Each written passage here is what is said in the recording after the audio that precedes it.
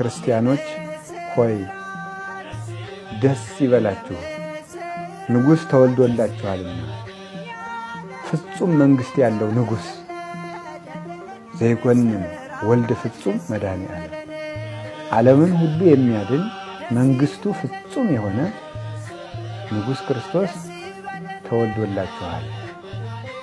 ዘውቱ ሕፃን እሱም ሕፃን ሆኖ የተወለደ ዓለምን ሁሉ የሚያድን ክርስቶስ ነው ብሎ ይናገራል።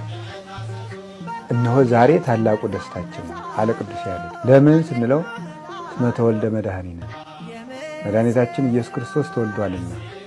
ሊቁ ይህንን ቃል የወሰደው የሉቃስ ወንጌል ምዕራፍ 2 ቁጥር 10 ላይ የልደት ዕለት ቅዱሳን መላእክት የተናገሩትን ነው። መልአኩ ለእረኞቹ ሂዶ የተፍረሁ እስመ አብየ ዜና እዜንወክሙ ታላቅ የምሥራች እነግራችኋለሁና